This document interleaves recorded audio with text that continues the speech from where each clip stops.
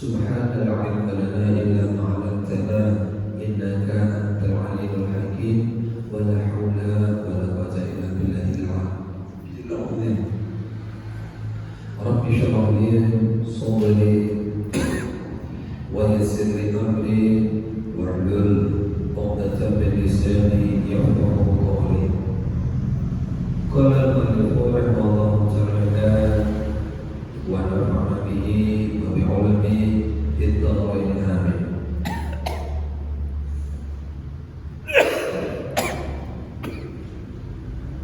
بسم الله الرحمن الرحيم. قال الله تعالى في القرآن الكريم أعوذ بالله من الشيطان الرجيم بسم الله الرحمن الرحيم. ولتكن منكم أمة يدعون إلى الخير ويأمرون بالمعروف وينهون عن المنكر وأولئك هم المفلحون. وتعاونوا على البر والتقوى ولا تعاونوا على الإثم والعدوان واتقوا الله إن الله شديد العقاب.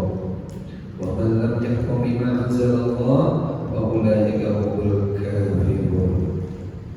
Para bapak, para hadirin jemaah Majelis Ta'lim wal Hidayah yang sama-sama dengan Allah Subhanahu wa taala. Syukur alhamdulillah pada kesempatan kali ini kita bisa melanjutkan majelis ta'lim kita untuk li'a'ala kalimatillah, untuk menambahi amalan kita, untuk hadir di dalam majelis ilmu, untuk li'a'ala kalimatillah, yakni untuk menghidup-hidupkan agama Allah. Kita berniat memohon kepada Allah Subhanahu wa taala, semoga Allah Subhanahu wa taala selalu menyehatkan badan kita semua dan diberi panjang umur, murah rezeki, jauh daripada bala malapetaka, dan memudahkan segala urusannya, dan berharap kita istiqamah di dalam menetapi keimanan takwa kepada Allah Subhanahu wa taala, dan kita berdoa dan memohon semoga kita semua meninggal dunia dalam kondisi husnul khatimah. Amin ya rabbal alamin. Para hadirin jamaah Majelis Ta'lim wal Hidayah yang sama-sama dengan Allah Subhanahu wa taala, melanjutkan majelis ta'lim kita, bahwasanya pada kesempatan 2 minggu yang lalu kami mau melanjutkan di mana sesungguhnya Allah Subhanahu wa taala itu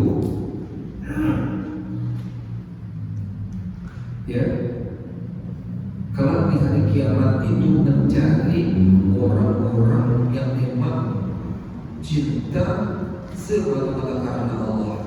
Maka ujar Allah, demi kemuliaan dan keagunganku pada hari ini, ini hari kiamat, tidak ada naungan kecuali naunganku, ya, tidak ada naunganku pada hari ini kecuali, dan tidak ada naungan kecuali naungan aku kata Allah. Nah, disebutkan dalam sebuah hadis, sab'atun yudhilluhumullahu fi dhillihi yawma la dhilla illa dhilluh. Ada 7 golongan ujar Rasulullah, di mana 7 golongan ini Allah akan memberikan naungannya terhadap mereka. Mereka siapa? Mereka 7 golongan. Fi dhillihi, mereka Allah akan memberikan naungan di dalam naungan Allah. Yauma la dhilla illa dhilluh, jadi pada hari tiada naungan kecuali naungan Allah Subhanahu wa taala.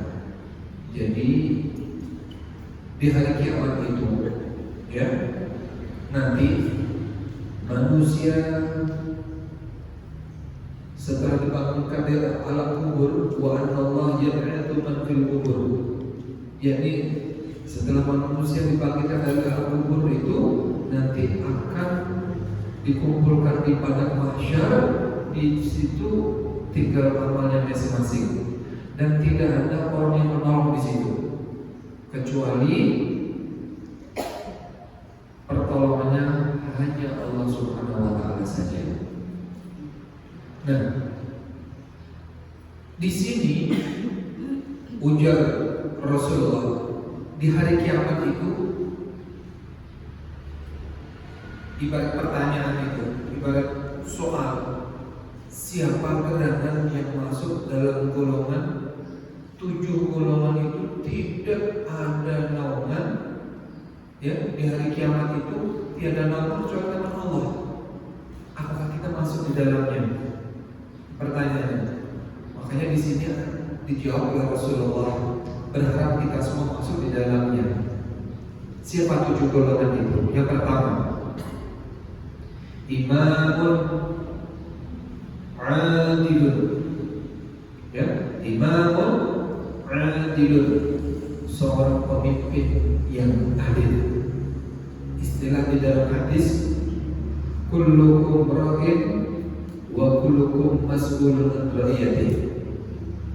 Kalian semua itu adalah pemimpin, dan setiap pemimpin akan dimintai pertanggungjawabannya atas kepemimpinannya. Ibu-ibu ini pemimpin semua juga. Pemimpin apa? Di dalam rumah tangga ketika bertapas, ketika mendidik anak-anaknya, ketika menghadapi melayani keluarganya. Jadi pemimpin itu. Nah, ketika ibu-ibu bertapas mencuci kada tahu najis seumpama, nggak tahu itu barang najis, nggak tahu itu musta'mal, nah itu akan bertanggungjawabkan nanti. Hati-hati ibu, kalau bertapas jangan dipakai kalau yang terakhir itu yang musta'mal dipakai. Artinya apa? Anu yang musim kemarau, habis bersabun deh, kan bekas dipakai itu, ditandai ulang, dipakai ulang, didaur ulang. Nah itu kalau dipakai sampai yang terakhir, membilas yang terakhir, itu kan penentu yang terakhir. Yang ketiga atau keempat, ada juga orang yang 3 kali membilas, ada keempatnya. Itu kalau yang dipakai terakhir membilas itu musta'mal atau air yang bekas dipakai, itu gak suci kalau pakaiannya ada yang najis. Hati-hati, itu ibu nanti akan dipertanggungjawabkan juga itu. Makanya apakah kita ini, kata Rasulullah, kullukum ra'in wa kullukum mas'ulun an ra'iyatihi. Jadi kita semua manusia, laki perempuan, yang kecil dan besar, yang nyata kita itu, ujar Rasulullah, kalian adalah seorang pemimpin dan akan diminta bertanggung jawab atas kepemimpinannya. Kita ini hidup di dunia, kalau dijuluki Allah pemimpin, yang susah itu dipertanggungjawabkan dari Allah. Kalau manusia kan, mohon maaf, di dunia itu banyak rekayasa. Membuat laporan-laporan keuangan itu kebanyakan rekayasa. Yang gak belanja itu bisa ngolah kwitansi seorang, ya, belanja cuma 15 juta bisa jadinya digelembungkan menjadi 100 juta. Bisa orang kayak begitu. Kenapa? Kwitansinya dipalsukan, tanda tangannya dipalsukan, stempelnya ditukarkan. Hati-hati itu. Semuanya itu akan diminta pertanggungjawab. Kayak apa itu terjadi? Kita ini hidup di akhir zaman ini serba susahnya lagi kalau, mohon maaf, kita punya atasan kita sudah kayak begitu, kita disuruh kayak begitu, susah lagi kayak begitu. Ibarat pepatah, kalau air sudah dari atas sudah keruh, air yang mengalir itu kayak mau jernih, keruh juga akhirnya. Nah ini akhir zaman. Dan termasuk ibu-ibu. Jadi kalau diperhatikan, karena ibu-ibu ini juga adalah sebagai pemimpin. Lagi-lagi masalah bertapas ibu diperhatikan itu najisnya. Contoh ibu lakukan, ada yang tak perhatikan itu. Contoh kalau ibu-ibu punya pakaian yang najis, ya, atau mungkin bercampur sama cucu dan lain sebagainya. Kalau ada yang najis, yang najis ini dibilas dulu, dibilas dulu sampai bersih. Nah, standar dibayangkan sama yang lainnya. Gak boleh, mohon maaf, yang ketika anak kecil yang mohon maaf yang ngompol nih, ngompol dan lain sebagainya, itu ngompol orang yang anak yang sudah 2 tahun, itu kaminya yang sudah makan nasi, itu kaminya sudah najisnya seperti orang dewasa, walaupun itu sifatnya baru kami itu, tapi mohon maaf ketika betapa tergabung dengan baju pakaian kita yang orang serumahan, sebutin aja tepukan selawar dalamnya, anggaplah cawatnya si cucuk yang halus yang sudah makan nasi, tepukan di dalam najis semuanya dalamnya itu. Jadi caranya apa?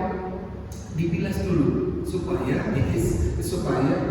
kakinya ini terturun dulu, karena pakai sabun. Nah setelah ini cawatnya ini sudah bersih daripada najis, hanya dilupakan menyambut di situ. Ini dia mohon maaf kalau apalagi yang apa itu ada kotoran yang lain itu harus disikat, harus ada disikat ya. Intinya jangan sesekali mencampurkan yang najis ini bercampur sama apalagi baju sembahyang. Masih mending baju yang dipakai guring muara, tapi yang guring ini biasanya dipakai sembahyang juga ibu-ibu ini. Intinya jangan sesekali mencampurkan pakaian najis yang dipakai untuk kita sholat, karena khawatirnya nanti itu najis semuanya.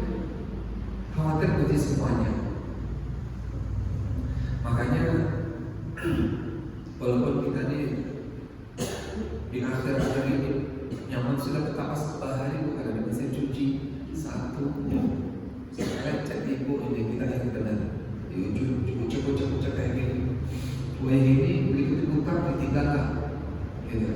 Asal punya nyala selesai. Dan itu mereka menjawab itu. Mohon maaf, betapa situ memang nggak ada yang memantau, nggak ada yang melihat cucian napasan ibu. Tapi urusannya bukan sama suami, bukan takut sama istri, tapi urusannya Tuhan. Ketika ibu mencucinya kada beres, baju suami, baju laki atau yang suami ini seumpama menapaskan baju ini, kada tahu ini najis sampai kemarin tanggungannya sebenarnya kada siapa. Ibu yang tapas. Nah, karena ibu-ibu juga termasuk. Pun demikian, mohon maaf ibu, belum pernah melihat dengan mata kepala sendiri. Ibu yang biasa belanja di pasar, ada belum pernah melihat sendiri.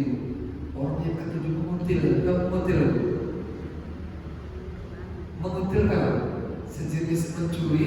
Jadi orang yang lain setempat dimasukkan ke tasnya.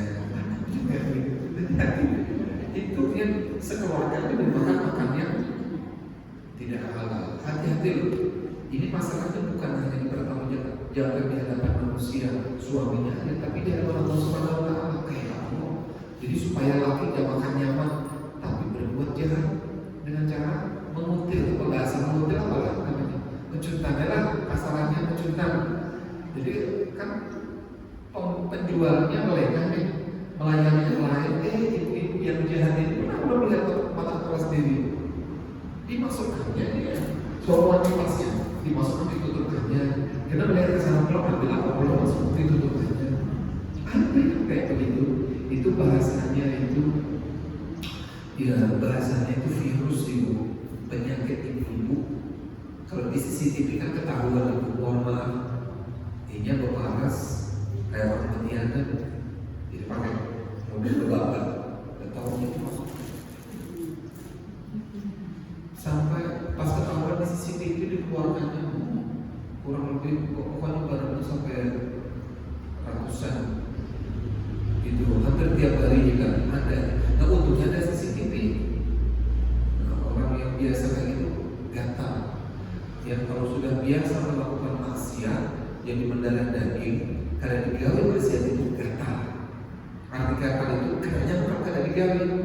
Jadi ada dengan duit benar deh, anggap bawa 1 juta, tapi rasa eman sayang dikeluarin. Kenapa? Kau aja mencuri, nah bedanya dari ada kayak begitu.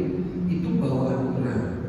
Nah kalau enggak diri seorang yang menyudahi sampai mati pun akan terbawa mati itu. Berarti selama ini seruan dimakannya makanan yang ada halal.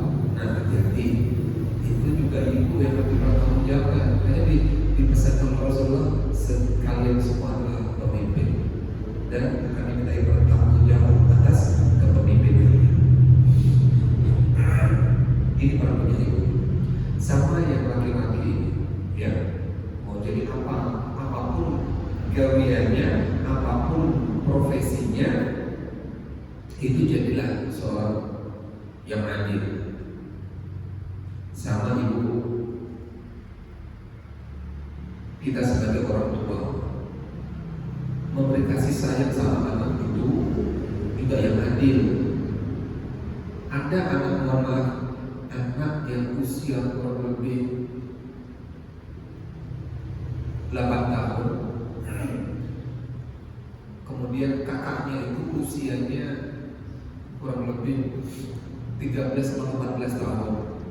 Tapi mamanya ini selalu menyayang, memeluk, meragap, mencium anaknya yang kecil.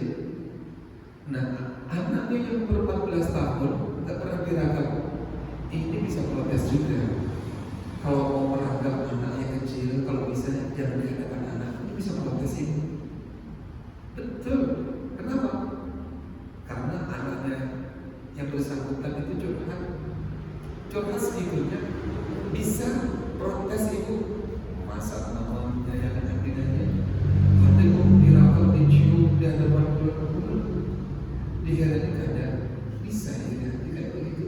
Jadi kalau mau menyayangi kelihatan kayak sebelah ibu, bawa ke kamar si anak itu meragap, cium apa jangan di hadapan anak yang lain, karena anak akan bisa berdiri. Mungkin kita nggak merasa karena anak kecil kan, nah, yang besar itu bisa protes, bisa buat adil kayak begitu. Nah, jadi kita ini makanya yang pertama supaya kita menjadi orang adil. Nah, belajarnya pun dibilang adil itu ya belajarnya anak SMA dengan anak SD memang beda sesuai keperluan. Mengkasih sayang yang dibedakan. Dan kalau bisa tabungan, gara-gara tabungan itu saja, gara-gara beda, bisa juga anak begini mungkin masuk orang ibu pernah membaca kakak atau adik yang sama-sama satu sekolahan, cuma jumlah tabungannya berbeda. Si kakaknya yang merasa adiknya tabungannya lebih banyak merasa iri karena nggak berpikir panjang, ambil minyak, disiramkannya, dibakar di seorang. Merasa apa? Karena merasa tersisihkan kakaknya. Kayak begitu bisa kayak begitu. Makanya kayak apa kita orang tua ini supaya bisa terlihat adil di depan putra-putri kita. Nah, kembali lagi, jadi yang akan mendapat naungan yang pertama nanti setelah ini kisah kan hari kiamat, berarti manusia apa sih kiamat itu kan dunianya hancur berantakan, gunung-gunung harus manusia meninggal dunia, kemudian bumi akan dibalik oleh Allah. Nah, habis sudah penduduk dunia. Wa Allah yang akibat kubur. Di situ manusia dibangkitkan dari alam kubur, masing-masing tergantung amalnya. Nah, di situ nggak ada pakaian lagi situ, pakaiannya hancur berantakan, semuanya telanjang bugil, laki-laki perempuan sama, dan semua penduduk kan kepala semuanya. Kenapa? Masing-masing punya dosa. Dan di situ nggak ada orang sama manusia akan menolong, nggak ada. Anak mau menolong sama mama menolong sama anak, nggak ada. Nah, disitulah ujar Allah, tiada naungan, tiada pertolongan kecuali pertolongan Allah Subhanahu Wa Taala. Yang pertama, makanya kembali lagi tadi Imam Adil, jadi seorang pemimpin yang adil. Jadi kita semua itu sebagai pemimpin dari masing-masing segala urusannya. Wasani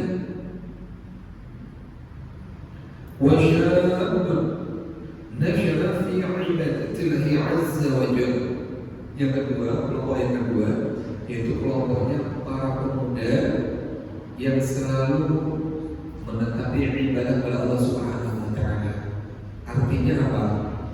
Masih muda, masih belia, umur anggaplah kurang lebih 15 sampai 20, 20 sampai 25, ya, ini dianggap muda.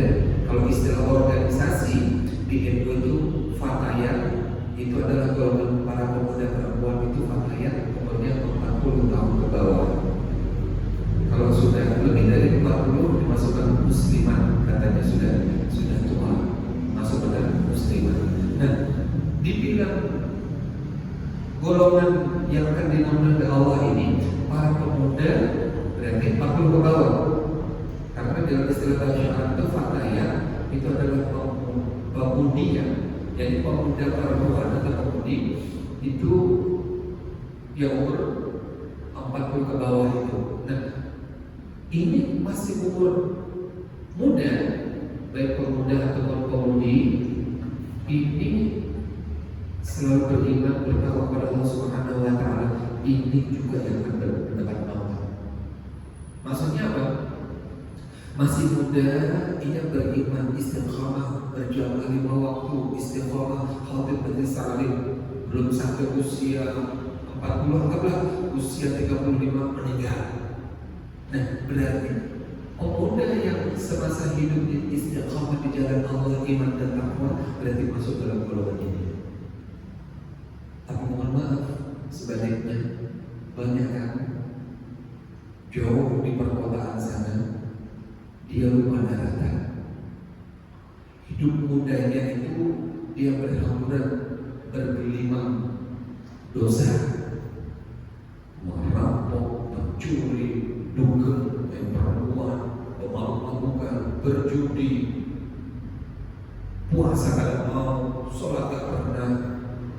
Nah, kalau orang kayak begini, neraka jadi gak ada bagian masuk dalam nama yang akan Allah naungi. Padahal pada saat itu tiada naungan kecuali nama Allah Subhanahu wa taala. Tapi syukur alhamdulillah ini hadir istiqamah, hadir dalam majelis ilmu sehingga kita bisa tahu apa yang disampaikan Rasulullah dalam wasiat dalam hadisnya ini. Kemudian kelompok yang ketiga, warajulun qalbuhu mu'allaqun bin masajid. Kelompok yang ketiga itu adalah sekelompok pemuda. Ini kalau terkhusus rajulun itu untuk laki-laki. Ini sekelompok laki-laki yang hatinya selalu bergantung di masjid. Artinya apa? Dia merindukan untuk ke masjid, untuk istiqamah, untuk i'tikaf, untuk berzikir seperti kepada Allah Subhanahu wa taala. Nah, seorang perempuan pun bisa jadi masuk dalam ini, tapi jangan sampai memakai pakaian yang menimbulkan fitnah pada kaum laki-laki. Kenapa? Bisa jadi perempuan menimbulkan fitnah. Kenapa? Mau berangkat bertarawih pakai pakaian yang tembus pandang, memakai pakaian sampai mohon maaf BH-nya aja ngecap dari belakang, selapor dalamnya sampai ngecap warna merah, terlalu kan? Sehingga para pemuda pun melihat akan di mata. Kenapa? Sesuatu yang menyimpang syariat. Ini berarti menimbulkan fitnah. Ini yang tidak boleh. Jadi seorang pemuda atau seorang laki-laki yang hatinya selalu merindukan dengan beberapa masjid, artinya untuk selalu zikir beribadah kepada Allah Subhanahu wa taala. Itu yang ketiga. Sekarang kelompok yang keempat, apakah masuk dalam kelompok empat ibu-ibu ini? Warajulani tahabba fillah istama'a alaihi wa tafarraqu alaihi. Bisa dijadikan begini, suami istri yang cintakan Allah, bertemu, berkumpul karena Allah, berpisah juga karena Allah. Jadi nikah itu adalah lillahi ta'ala. Nikah itu adalah perintah Rasulullah, sunnah Rasul. Jadi dia berhubungan bertemu dengan suami karena Allah. Kemudian ibu keluar izin sama suami mau menghadiri majelis ta'lim, jadi sebentar berpisah dengan suami menghadiri majelis ta'lim, ini berarti berpisah juga karena Allah. Tapi istilah begini ibu, al-liqa'u yalzim alaihi firaq wal firaqu la yalzim alaihi liqa'. Di mana ada pertemuan, di situ pasti ada perpisahan. Dan di mana ada perpisahan, belum tentu akan berjumpa lagi. Ibu-ibu hari ini yang sangat menyayangi suaminya, suami istri saling menyayangi, suatu ketika juga akan ada perpisahan. Dan setelah berpisah, belum tentu akan berjumpa lagi. Apa yang dipisahkan? Kematian. Dan itu pasti akan datang. Kullu nafsin dha'iqatul maut. Setiap manusia, setiap jiwa pasti akan menjumpai yang namanya kematian. Maka siap-siap, ya, sayangilah suami karena Allah, cintai karena Allah, berpisah pun rela karena Allah. Dan orang yang berjumpa karena Allah, berpisah karena Allah, ini akan mendapat naungan Allah, yakni tiada naungan kecuali naungan Allah juga, begitu.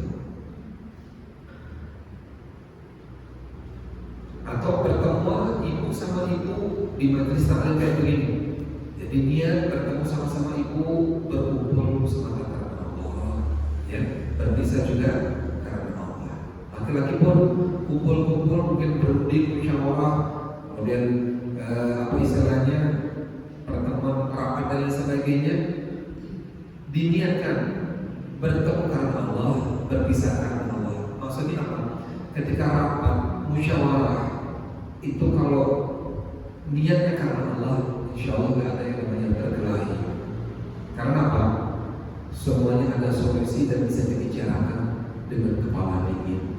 Karena tujuannya baik, tujuannya karena Allah. Jadi musyawarah, berunding, niatin karena Allah. Semuanya insya Allah selesai masalah tanpa masalah. Sementara kalau orang menyelesaikan musyawarah itu dengan nafsu, masalah selesai tapi timbul masalah. Kenapa? Karena yang menang yang kuat. Kalau menyelesaikan masalah dengan nafsu, dengan emosi. Inna nafsa la amalatun bisu. Sesungguhnya nafsu itu selalu mengajak kepada perbuatan yang buruk. Gak ada emosi yang baik, itu gak ada. Makanya ketika apapun masalahnya, apapun persoalannya, utamakan cinta karena Allah, berpisah karena Allah, menyelesaikan masalah karena Allah. Insya Allah gak ada istilahnya yang sakit hati, gak ada. Kenapa? Karena Allah. Kemudian selanjutnya wal khamis yang akan mendapat naungan Allah, warajulun ta'atuhu imra'atun dzata mansibin wa jamalin faqala inni akhafullah. Yani sekelompok kaum, sekelompok laki-laki, khusus laki-laki. Ibu-ibu nggak masuk ke sini karena yang menggoda perempuan ini. Jadi sekelompok laki-laki, di mana laki-laki atau laki-laki ini diajak berzina. Yang mengajak siapa? Perempuan. Perempuan itu mempunyai kedudukan dan kecantikan yang luar biasa. Ya, ketika si laki-laki diajak berzina, dengan tegas laki-laki itu menjawab, faqala inni akhafullah. Sesungguhnya aku takut kepada Allah. Nah, laki-laki yang bisa kayak begini, ya, kalau bahasa kita ini katanya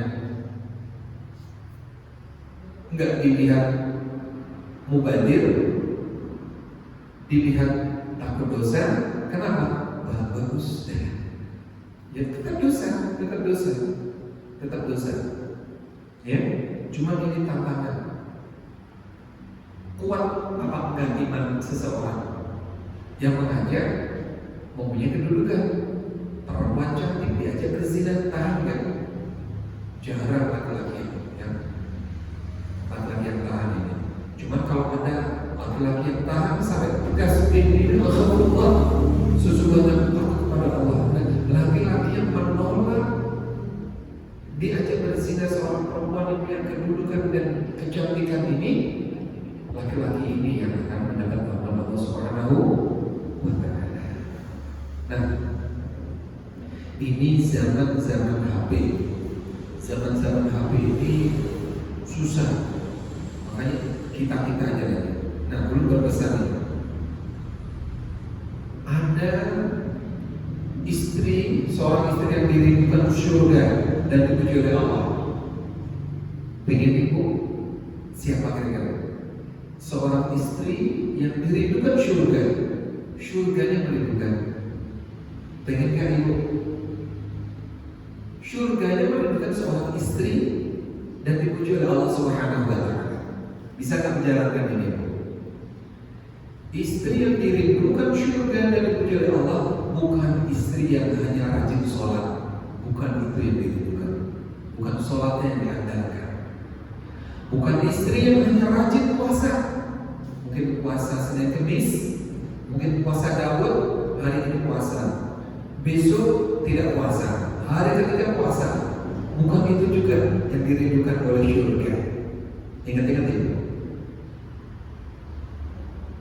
Bukan pula seorang istri yang panjang jilbabnya, mungkin pakai jilbab karena saking menutupi auratnya, jilbabnya itu biasa mukena atasan dipakai, saking menutupinya. Bukan itu juga yang dirindukan surga. Tahu ibu? Dan bukan pula seorang istri yang memakai burdah. Apa burdah? Cadar. Bukan itu juga yang dirindukan. Tahu ibu? Itu semua tadi ditolak. Bukan ditolak, bukan itu saja modalnya.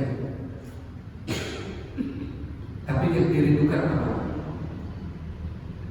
Tapi yang istri yang dirindukan surga dan dipuji oleh Allah, dia adalah seorang istri yang selalu minta maaf duluan kepada suaminya, baik istrinya yang salah maupun suaminya yang salah. Dia selalu minta maaf duluan. Berarti gue nyaman kamu laki-laki, kadang gitu ini ajaran Rasulullah.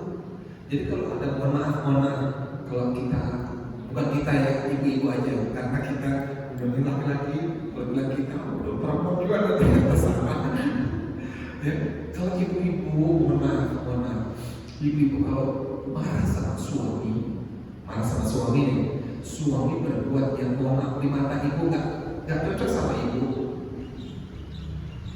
itu boleh saja kita menyampaikan dengan nasihat, tapi ya mohon maaf, sifat laki-laki itu maunya di atas.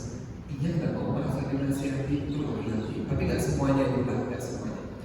Tapi mohon maaf, serahkan saja sama Tuhan. Kesalahan suami itu urusannya suami sama Tuhan, bukan kewajiban ibu. Dan sebetulnya suami itu salah, si dia tahu sebetulnya, tapi biar pura-pura kadang tahu aja. Itu urusan si dia sama Tuhan. Kalau perlu diingatkan, yang wujudkan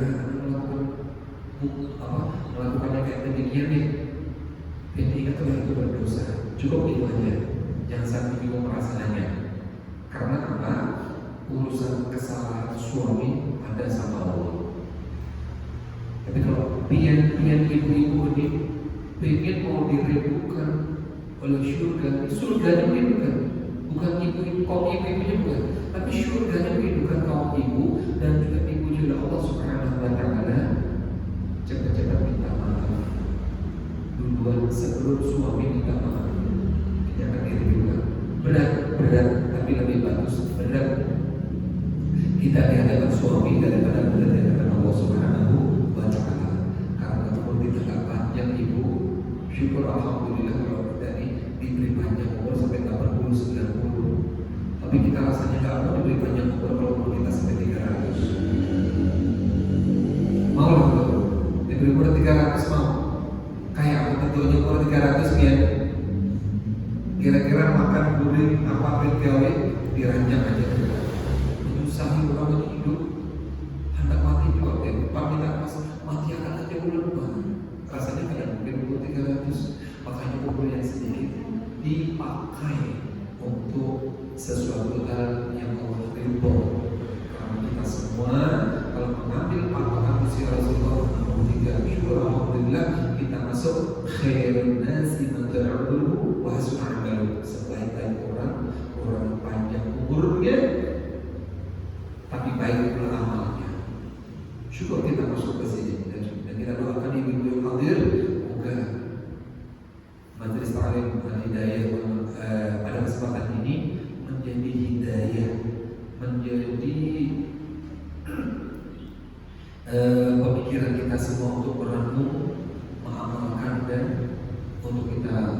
untuk ibu-ibu bisa laksanakan, karena sia-sia ketika kita mendengar tapi tidak digawi.